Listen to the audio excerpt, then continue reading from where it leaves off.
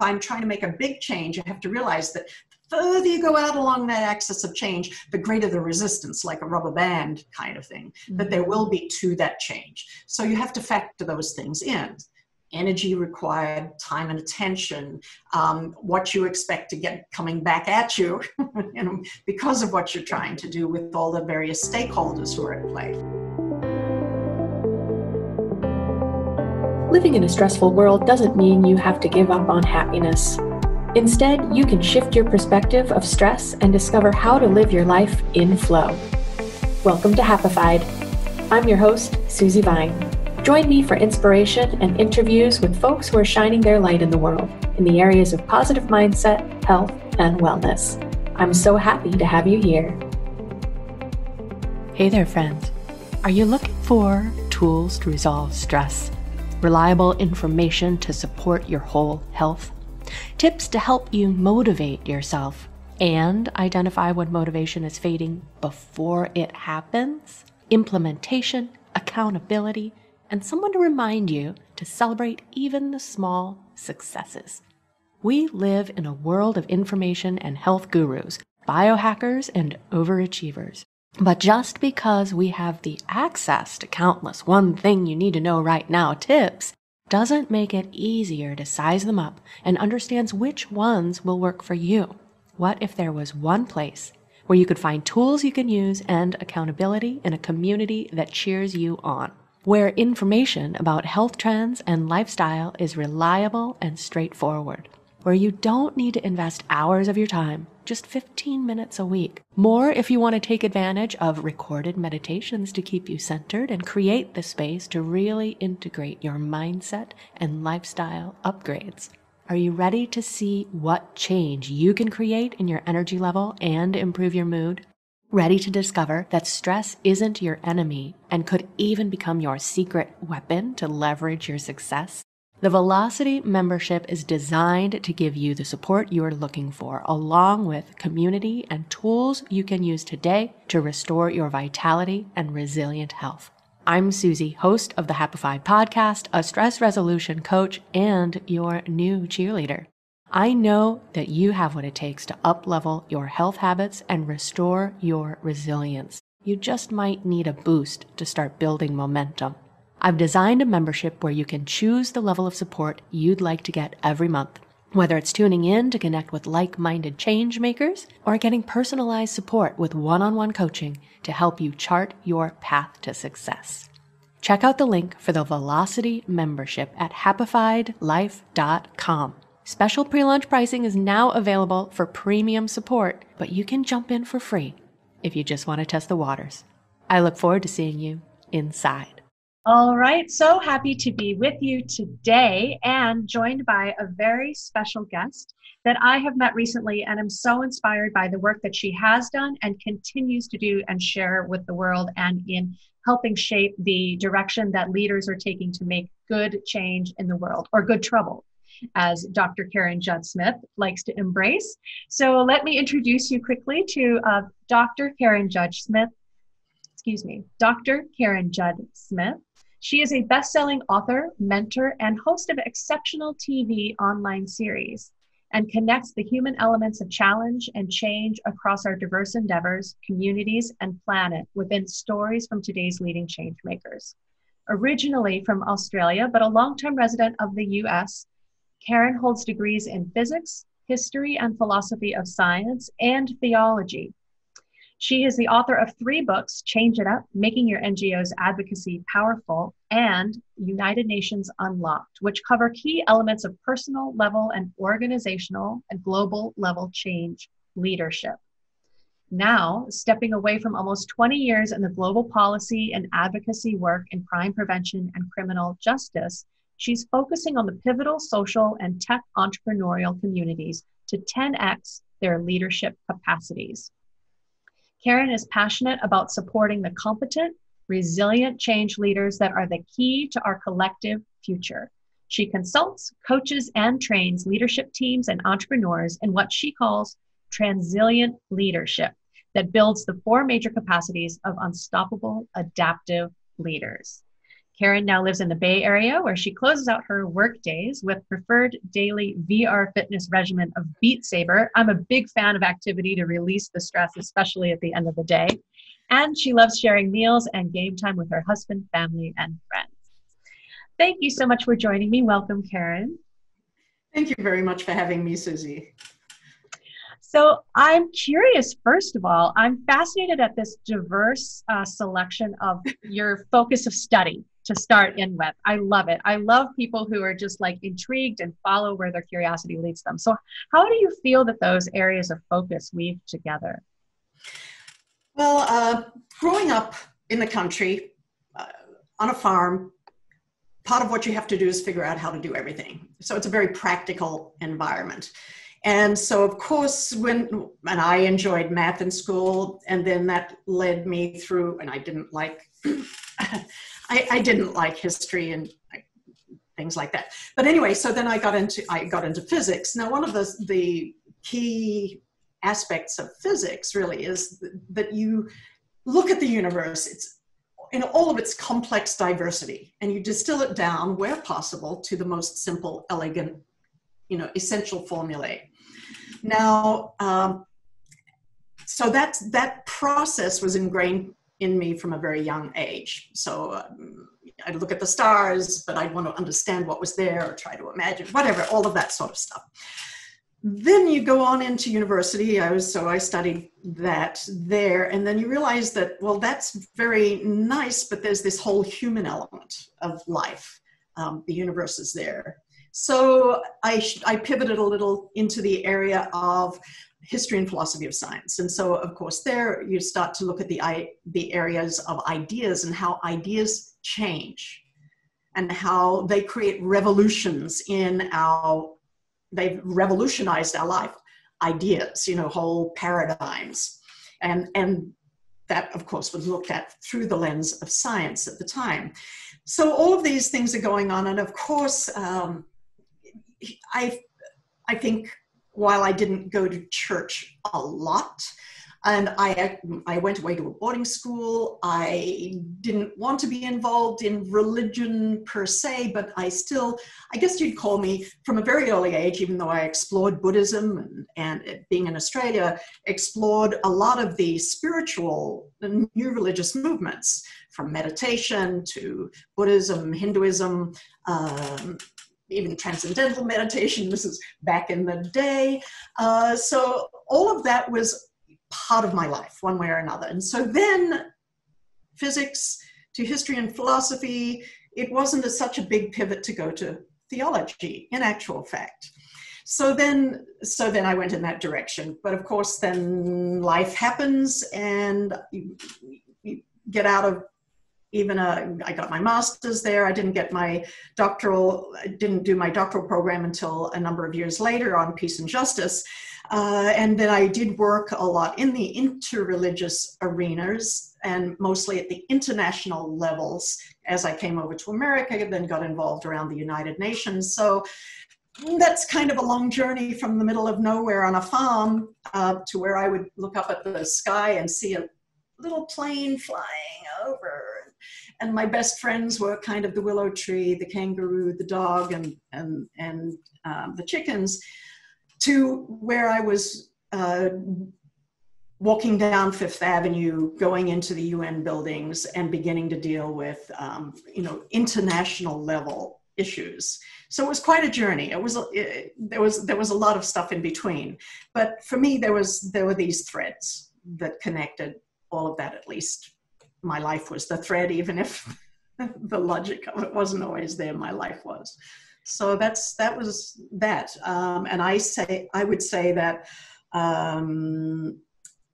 my native desire to always look and find the most quintessential, simple elements in anything, that is still there. I learned that in my science training, and it's still with me today, which is where the kind of thinking and the kind of distillation process that allowed me to come up with the Transilience framework that I included in my book, United Nations Unlocked, and that enhances that understanding of where we are in our global society, because it has dimensions, kind of four main dimensions, to who we are, and therefore the attention we need to pay as leaders and as leaders of institutions, and the institutions can be very small or they can be very large. But as human beings, we are social creatures, so we always make these little institutions, little groups, little organizational segments. And sometimes they're very systematic, sometimes they're not. They could be corporations, they could be governments, they could be the local, book club, whatever it is. We're social beings, and so we function in these clusters. And understanding the dimensions of our life, even active in whatever entity that we're in, because we're always moving forward, always endeavoring. We're always changing anyway, but then part of what change leaders are, and which is my focus, as you mentioned, then we're endeavoring to make intentional change. And often we're driven by our passions, but then we have to also understand, well, what are the pieces that we're dealing with? Am I forgetting something? Am I paying attention to all elements? Or am I overlooking something that perhaps is right in front of my face, but I'm just not seeing it? Yes, I think that really speaks to the power of perspective. First of all, starting out, well, and as you talk about the way that we tend to organize ourselves into groups and models of society, but to grow up starting out more in isolation, where you have this room to form your own ideas and kind of work perhaps outside or without the restriction of being within, tighter, more restrictive communities, and then continue along your journey of curiosity and examination of how these things come together and move apart and form and shape our society. Our history is shaped by the progression of religion. And so I love that curiosity has kind of been the thread that continued through your whole process. Well, I'm still insatiably curious. I can't help myself, and sometimes I undo myself because of my curiosity. I don't keep my focus on the things right in front of me, because I go, but what about? Yeah. Which is worth exploring, in my opinion. But yes, my to-do list never gets shorter, so I can relate to the double-edged sword of being led by curiosity. And so then, did you expect to go into the United Nations or an international aspect like that? Absolutely not. Absolutely not. In fact, the very first time, ending up in New York, and there's quite a journey there, all over the world, and ended up in New York. I did go one time to the UN, and I still remember very, very clearly. It was evening to hear a speech one night, and I remember exploring, as I do. So I walked around, and there are a number of big what are called conference rooms in the UN. And so conference room 1, 2, 3, and 4, as well as the main General Assembly Hall. But anyway, so the main meeting I was going to was, I think, maybe in conference room 2. So I walked around and I was just curious about where everything was. And I peered into one of the other conference rooms. So the rooms are not totally dark. So you can kind of see there's the dais up there, and all the seats are around, and they've got all the names of all the countries around it. And just as I opened the door, there's always often a negative or a positive pressure in a room from the, even if it's just from the air conditioning. I opened it, and there was this little puff of air, and it was kind of almost like the puff of politics blew out onto me. And my gut reaction was, oh God, don't ever make me work here. Well, about 2 years later, I was working with an international women's organization that was applying for its Economic and Social Council status. And I was coming into it. I was asked to be the Secretary General of this organization. And so then part of what I did was help with the outreach and the advocacy for that organization to be accepted as a NGO, non-governmental organization with general consultative status. I was representing it and going and speaking to the diplomats, et cetera, et cetera. So lo and behold, be careful of what you say you will never do. That's right. That's a big word. It's a big word, but that explains. So I remember in one of our first conversations, you were talking about your mission to help NGOs know how to navigate the playing field, if you will, of working within the UN or getting their support. So that's where that all began. You actually began through the route of NGO. That's right.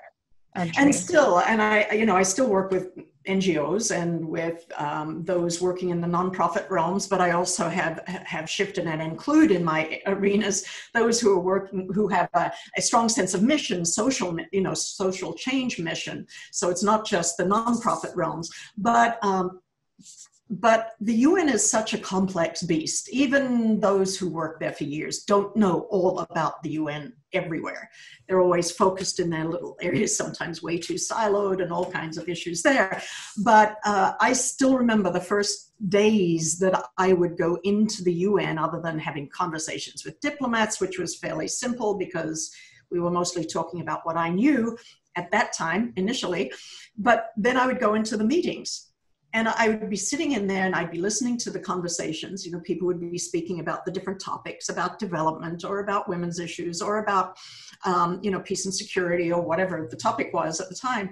And I'm sitting there listening, thinking, I'm pretty smart. I speak English. I'm listening to English. What on earth are they saying? It is just, it has its own language.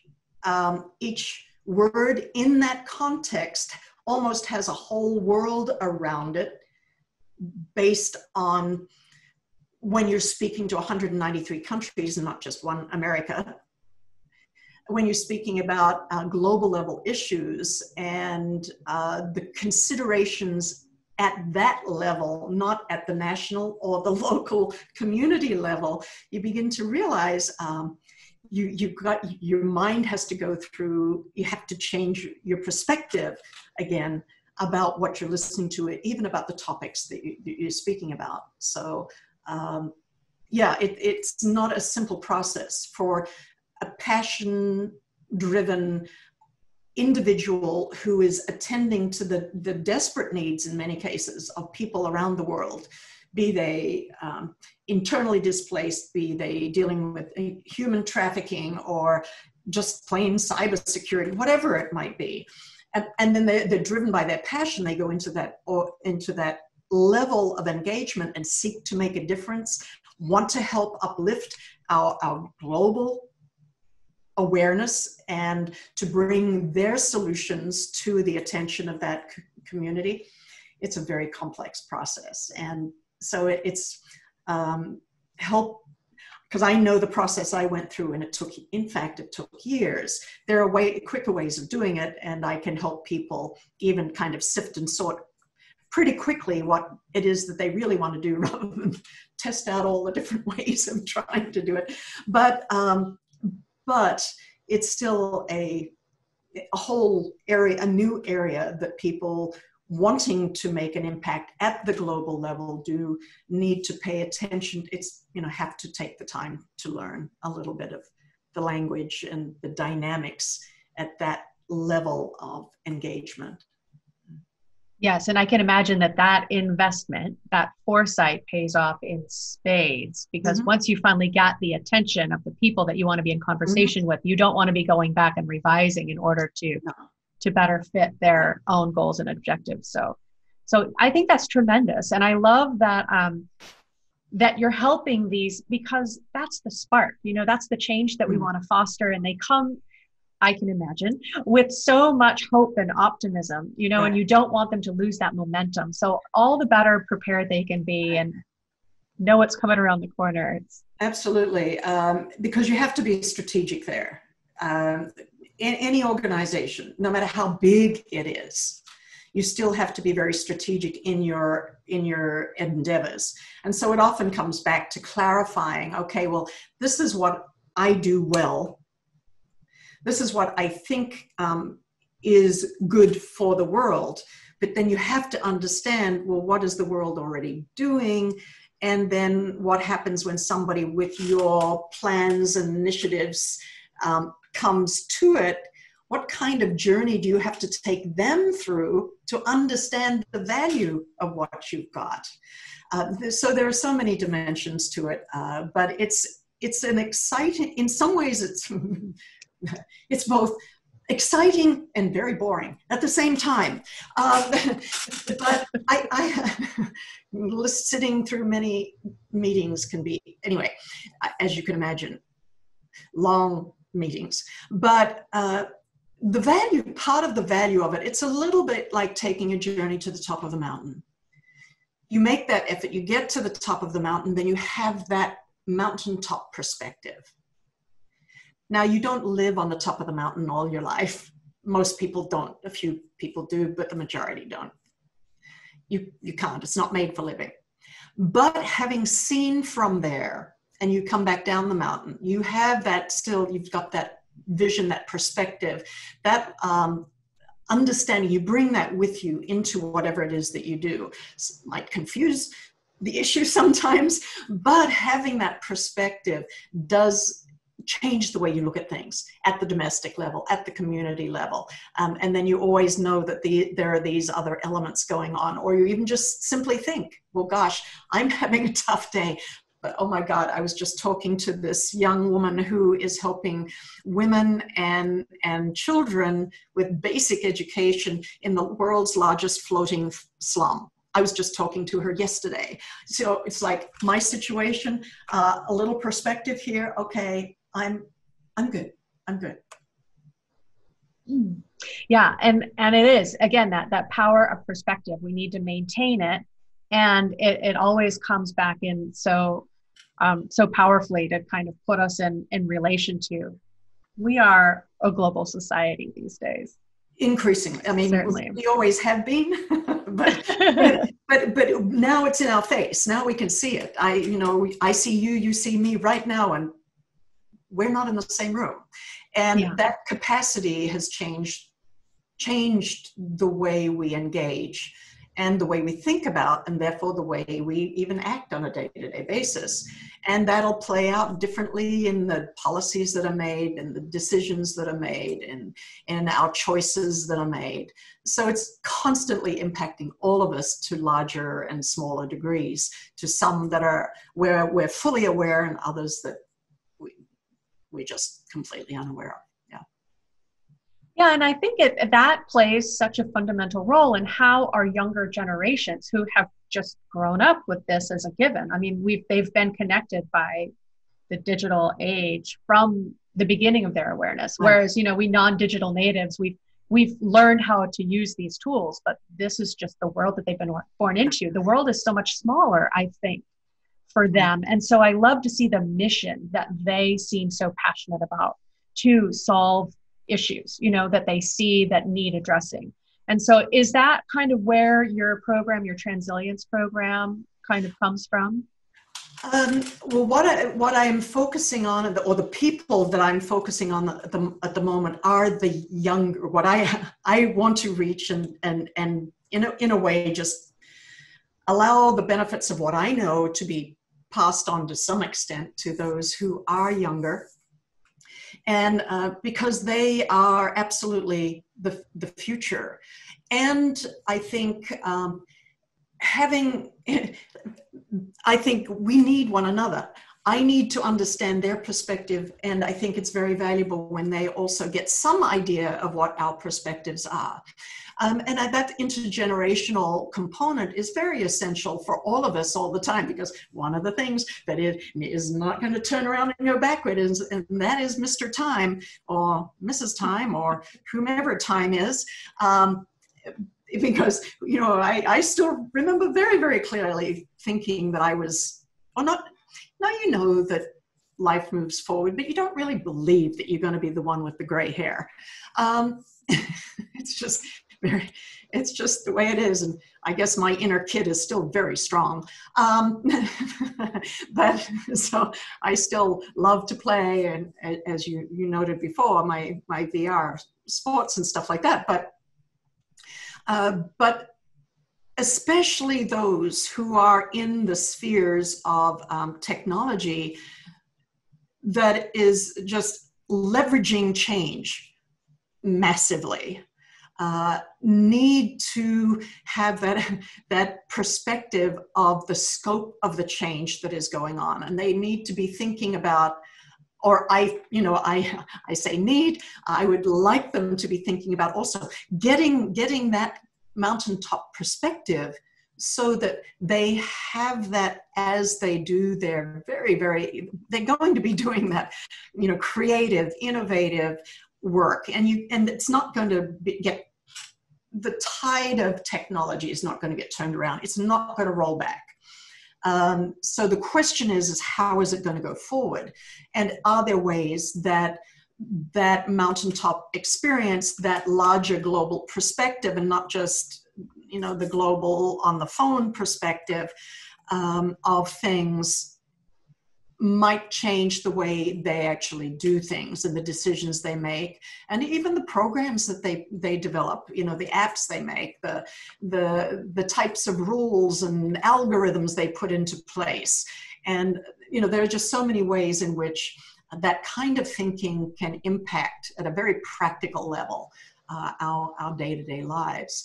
And that having that global perspective, that longer term perspective is critical. Time is a key element of everything. And, even and that's part of my Transilience framework, this paying attention to the time, because you've got windows of opportunity, time and timing is important. But beyond that also, even, for our own health and our life and our lives, where everything has become so push button and immediate, having the capacity to sit still and to be quiet and to get bored, or even to have that experience of boredom. Even in our nervous system, we've got synaptic spaces. There's space, and it's essential to our health and the functioning of our whole system. And so, in our days, creating space in our lives, in our relationships, creating space for others to grow and to develop and become not just stuck in the box that we put them in because I've decided who you are, and whether you are or not, you're in my little box and there's no room for you to move. There's space that is important, and space in that sense requires a little bit of time, because that's how we travel through our lives, and we create that space. We're body-based creatures. And so it takes us time to go from here to there. We need space is intimately linked with time. And so that's a piece that we have to pay attention to and be aware of, even for our own health. We need to sleep at night. We need to regenerate. We need time, we need to breathe in and out. I mean, at every level. And we need that in our relationships. We need that in our organizations. We need those elements to have a place as well in all that we do. So. Yeah, I think it was so important to keep in our perspective, because in this instant gratification world that we've, just managed to create for ourselves, we've lost that ability to wait, to expect results, to understand that there's effort and then there's reward. Right. It's not just push the button and get what you've ordered up every time. And it's not just the kids who respond that way. I am now that way. And so I have to pay attention to my own, annoyance when things take so long. It's the old adage, how many fingers you pointing at somebody else and 3 are pointing back at you. So I'm not preaching to anybody out there as how do I know these things? I've observed them in me.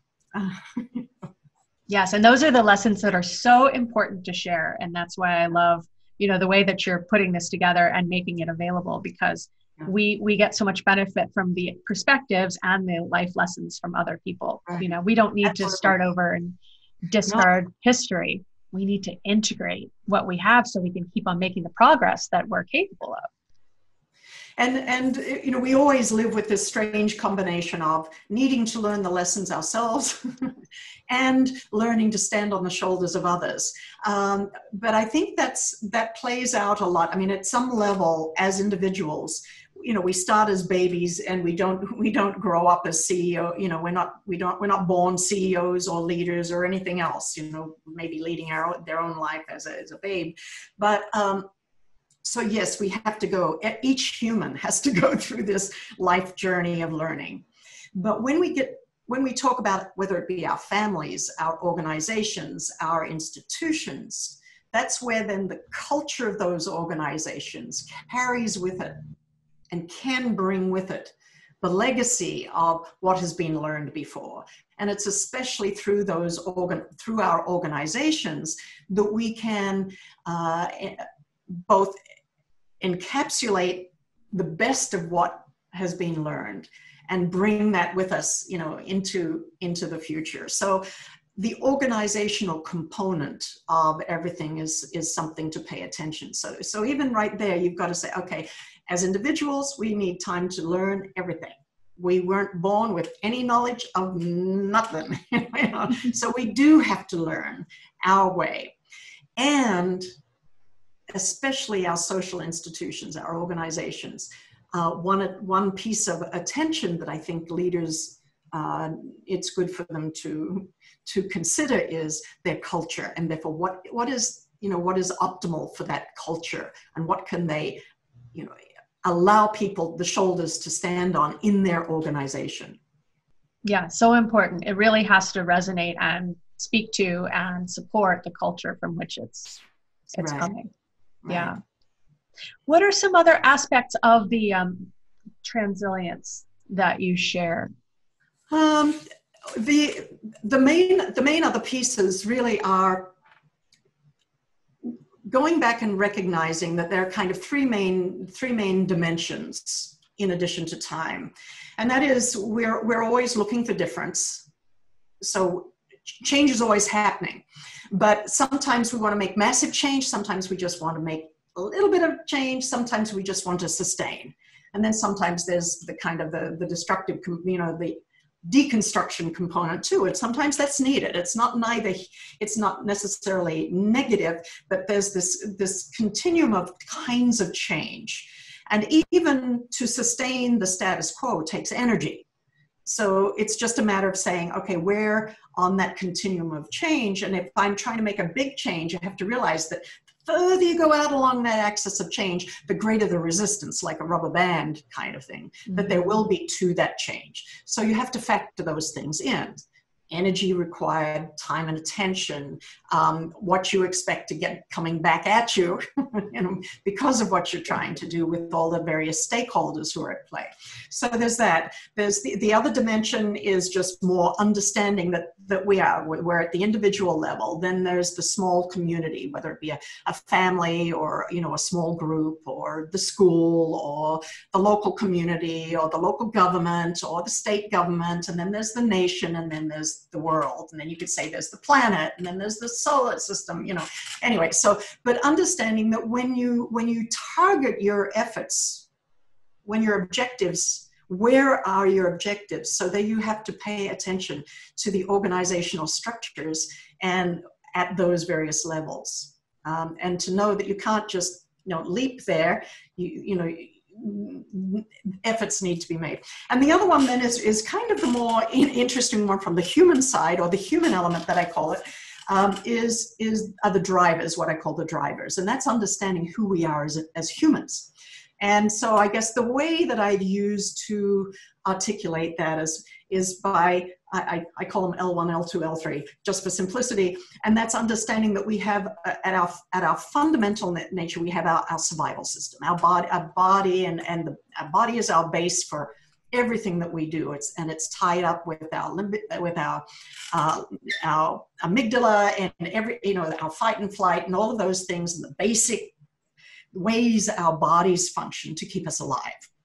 And then there's this limbic system that we have, the L2, which is really about our social part. It's the emotional realms. And a lot of that, you know, it's kind of the social drivers, so to speak. We don't grow up and think, oh, I want to be a social person. We tend to just grow up saying, oh, I want to relate to this person. It's not it's not a learned thing. It's kind of built into who we are. And that interrelatedness and our emotional systems in the limbic system, which are, again, pre-rational, we don't think about them. We don't think our emotions. They're a response that happens because of the context and triggers and this and that and the other thing. But beyond going into that, I mean, there's a lot more about that stuff. But anyway, so then you've got that limbic system and the emotions that drive us, that marketers know very well. We make decisions at the emotional level. We rationalize it later on. And then there is that L3 level, or the logical level, the neocortical level of our functioning, through which we think and talk. And that's our language center. That's how we communicate with one another at that level. We communicate visually and see our body language, and we get a lot of feedback at those levels, but it's not, we're not always thinking about the body. We can learn to think about and read the body, but that limbic level, so you've got these three levels going on, these three drivers in us as human beings. And unless we pay attention to all three, we're overlooking something. We're underutilizing aspects of us. And then also, in terms of when we get to the challenges in life, whether it be people dealing with trauma, loss and grief, death of a loved one, things that have happened to us that have created difficult, bad memories, or when we're dealing with depression or whatever, it's not just this, we can't just think our way out of things. We have to address all of these aspects of ourselves. And so our organizations, our education, our health system, whatever it might be, needs to pay attention to all of these different levels. Some of them, which are, as mentioned, they are pre-rational, and there's, by nature, they're more difficult, they're messier to work with, or at least messy for the logical mind. Yeah. Yes, and we can't wish them away. We can't say, "Oh, I've evolved past this point, and I'm completely, rational in my actions." No, we are reflexive beings, and we have to continue to train ourselves to find the power of the perspective to change our reaction to things, because fundamentally we just want to snap back, and we tend to run into the same struggles when we come from that response. yeah, very much. I think that's so insightful to look at how that influences the way organizations work. You mentioned healthcare, and we try to operate at certain levels. I mean, other organizations, I don't know why I picked on that. Maybe a pet peeve, but neither here nor there. We all have pet peeves, right? We do try to pretend that all we need to solve is this. And if we just address this aspect because it's easier or it's definable, this is all we need to solve the system. Unfortunately, there's so many layers that have to be examined in all of these issues. So it's maybe where the difficulty comes from when people operate in this black or white world, this yes or no. There's two options only. And there's layers that have to be explored, and the way that things interplay in order to really get to the root of things. Yep. And I think, the health area, I think that's why we see a lot, in the world, where we tend to see there's Oriental medicine, or there's new and emerging medicines, or there's traditional medicine, and there are special words, allopathic, or whatever, the different words that there are, but there's a slightly different focus. When you look at it through that framework of the different drivers, or of who we are as human beings, and we didn't get into the concept there of spirit and what that really means, and I'm not going to go there right now. And that's a whole other discussion. But even just understanding that there are these different ways of looking at who we are, are we dealing with, very much, okay, I've broken my arm. This is a very mechanical thing. This is highly, bodily functional. Or are we dealing with emotions? And what do we mean by dealing with emotions? Can a drug, yes, impact it? Yes, but is it dealing with the whole thing? Maybe not. Because by the time, even though it's a little bit like computers are at fundamental levels, they're on-off switches. But looking at the screen, it's hardly an on-off switch. I mean, there's color, there's movement. It's because you build these layers and it becomes more and more complex. And that's part of what kind of life is. And so by the time you get to the emotional lives of human beings, it's not just a matter of, can a physical impact even by a drug. It's not everything about resolving the human element of what it is, of the problem. So yeah, I think we can take things to the extreme degree and just say, hey, it's so complicated, we can't do anything. But the interesting thing is, as we look and look and look and look, there are little things that can be done that somehow speak to all of those things.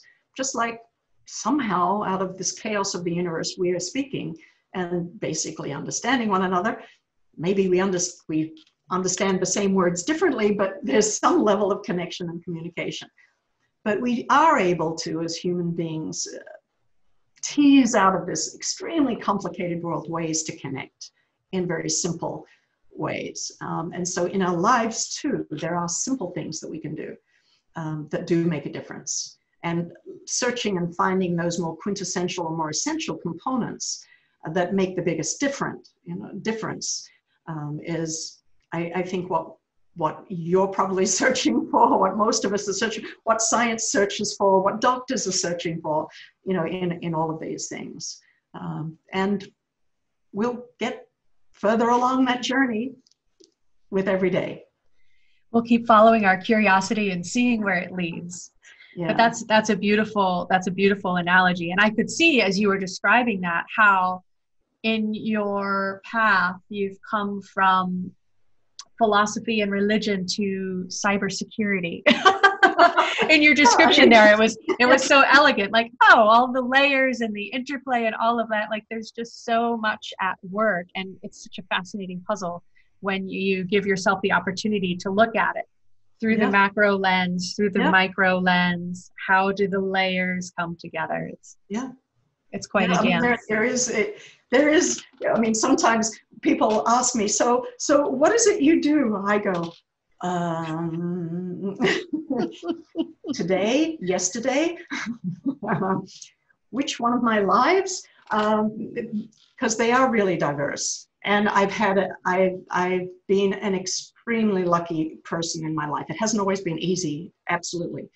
But I've had a remarkable, broad set of experiences. But in the end, I'm a very simple human being. I like to be happy. Yes. And I think that, there's another conversation. We could just book a couple of episodes. I think that people tend to look for an easy solution. I just want to be happy. And they're not willing to look at, again, there's layers and there's pieces that come into this. And it's not always an easy solution. Sometimes you have to put a little bit of effort into being happy. You have to cultivate this emotion. This isn't what we were wired to do. We were wired to save ourselves. So, we have the skill, we have the capacity. Neuroplasticity is fascinating. Positive psychology is right. So juicy, so that's where we can keep on moving into. And the more we understand, the more we've just found more limits we can push, right? In terms of bringing in more happiness and play and creativity. Yes, all the best of life. Some of my friends know that she always wants to have fun. She always wants to have fun. And fun for me doesn't always mean not hard work. I mean, hard work is sometimes the most fun because it's fulfilling. and it's meaningful. So I guess I've distilled it down to one, you know, a 3-letter word that sounds like it's pretty thin, but for me, fun needs to be meaningful and pleasing and satisfying and all of those things. But I really do like to have fun and laugh but a lot of that is in moving your body. A lot of that is just, you know, is allowing, you know, because when you're the happiest, the natural thing to do is to get up and can I get up and dance? You know, it's a bodily thing. So I like to remind people our body is our base. It's wonderful. Our bodies are amazing. Amazing. Yes. Yes. Highly improbable and miraculous beings. Yeah. And I guess that really was driven home when I first went through the process of becoming a mom. And because I knew that if it was up to this part of me, that baby would not have come into the world. There's no way it would have happened. So, but somehow, you know, all the systems and all of the stuff that is needed to make, you know, to allow, to prepare for, and then to go through, and then to birth, and then live with them. But well, I love my kids deeply, but no, it's that process of creating a new life was just absolutely stunningly miraculous. That's when my hat's off to my body. I mean, it's almost like there's this part of me here and the body part. My hat was off to, you know, to my body. I mean, I'm just amazing. Our bodies are amazing. They know. And what a beautiful, what a beautiful example of just how, you know, if we operate within our own perceived limits, we'll never have any idea of what we can accomplish. We really do have to open up and let the experiences come through us and be able to respond and support and facilitate and let the magic happen. Yeah. Sometimes it is. It's allowing the magic to happen. Yeah, absolutely. Tremendous. We've covered some ground in our conversation. Is there anything else? Oh, no, I've had a tremendous time. Is there anything else you'd like to share just in terms of maybe how you restore yourself at the end of doing all that you do, all of these different, you know, things that you're called to share? How do you come back to center beyond fun? Well, I think you've already, an important part of it these days, especially since my second son introduced me to VR a number of years ago, virtual reality gaming, and then got me and my husband a headset for Christmas a couple of years ago. I've become an avid, and especially in this time of COVID, no gyms, whatever else. Of course, I could go out and walk. With the smoke outside, because of the fires, I'm happy to stay inside, so I play VR. But just that movement and energy is really important. But each night also, it's going back over the day and remembering those key points of gratitude for the day. Just making that as a discipline in the mornings, in making plans for what I will do in the day, and there are practical ways of doing that. But this is not rocket science.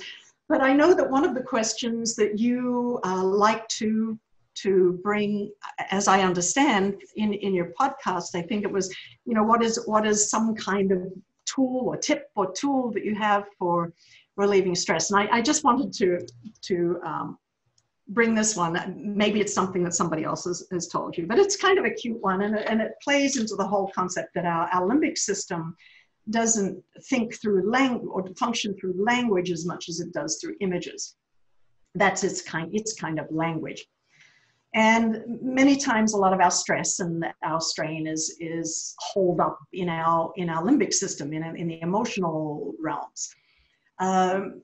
So one way to deal with stress, and usually stress is associated with another person, right? Usually, you know. I still remember a good friend of mine got me a mug, you know, and it had stress written on it like that, is not being able to hit the club of the person who desperately needed it. That's the definition of stress. But another way of dealing with that is to just simply to imagine that person, for example, or a situation, picture it, and then shrink it way down till it's tiny, tiny, tiny, tiny, tiny. And even as the shrinking, as you're imagining that face or person shrink down to a tiny, tiny little, even if their voice goes commensurately up into the, you know, and to the point where even poof, they disappear. Just to go through what it takes 2 or 3 seconds, and then to breathe in and breathe out. Allow, just put it in perspective. Put your stress in perspective. Make it small. You have the power to do that. It's very simple. But it's just one little tip. It's not going to solve every issue in life. But sometimes there are those moments you just need to get a grip on something. You just need to get it out of the way so you can get on to the next thing that is important for you to do, and you shouldn't be walking into the next meeting like this. So that's just a little exercise that you can make yourself sometime. I love that. I think that's terrific. Putting stress in perspective, way far away. Terrific. And just something that you can flick away. Right?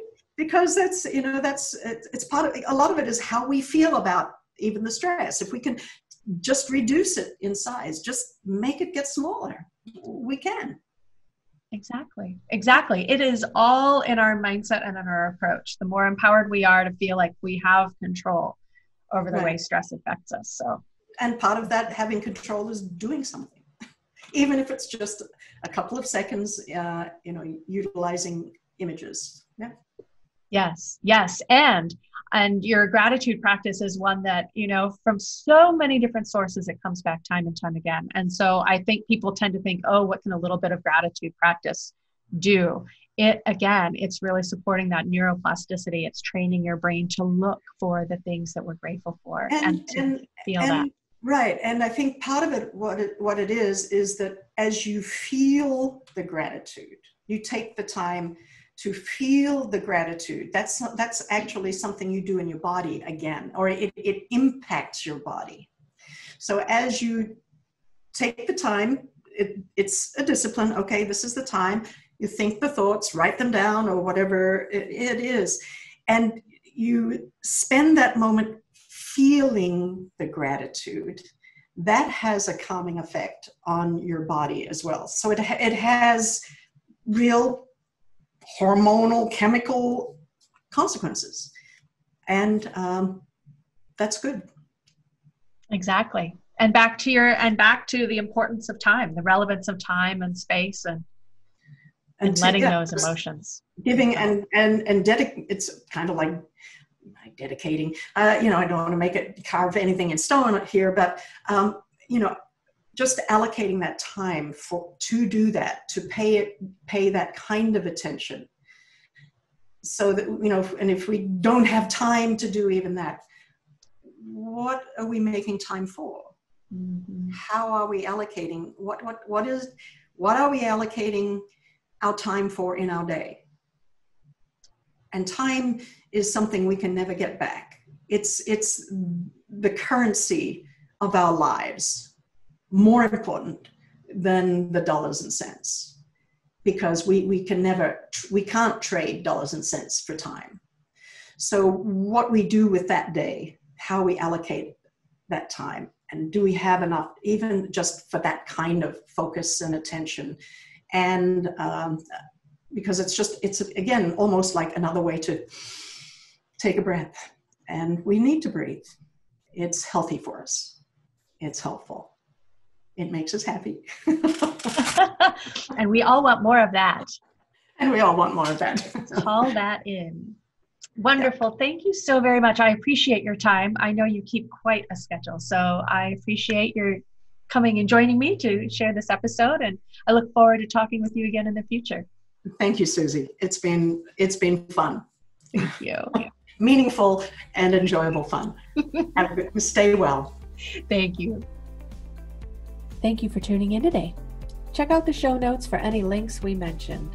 To learn more about living life with less stress and more flow, visit happifiedlife.com. And if you found value in today's episode, make sure you subscribe to catch the next one and leave a review to help fellow pod surfers find Happified. Until next time, keep on shining.